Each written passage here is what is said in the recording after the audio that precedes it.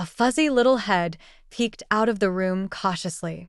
I sent all of your design manuscripts home. Bethan paused. Why did you send all those back?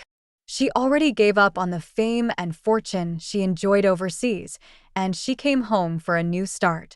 What if you need it in the future? Neil's eyes wavered as he slipped out of his room with an appeasing smile on his face.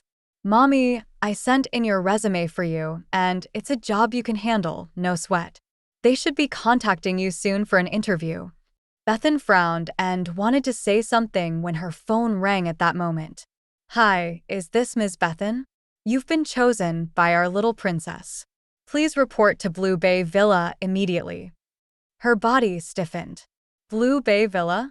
Is it the Blue Bay Villa where Brettley Morrison lives? Yes, Blue Bay Villa. It belongs to Mr. Morrison. The man's voice on the other end of the phone sounded exasperated. The little princess is in desperate need of someone to help her with her bath, and she chose you immediately. Come quickly. With that, the man hung up the phone. Bethan frowned as she raised her head and looked at Neil before her. This is the job you found me? The boy nodded as he went toward her and held her hand. Mommy, I know you're back for a reason.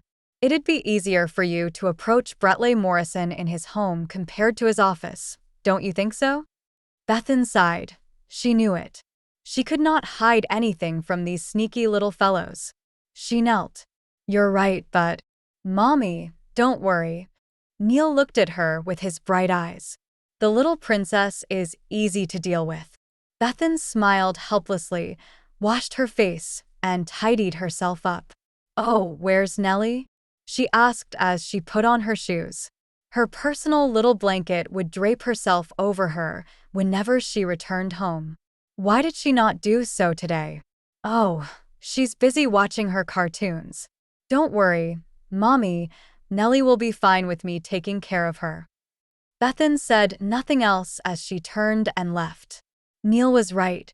It was much easier to approach Brettley working at Blue Bay Villa than at the company. She could not miss out on this opportunity. Still, who was this little princess? She researched Brettley thoroughly before they returned home, but there was no mention of such a person. With a head full of questions, Bethan was led into Blue Bay Villa by a servant. 6 years. She finally returned to this villa. The little tree she planted in the garden had grown tall and strong. Everything remained the same in the villa. The vase and paintings that she personally picked out still hung in the same spot, clean without a single speck of dust. Bethan felt her emotions jumbled and racing through her chest as she gazed at them.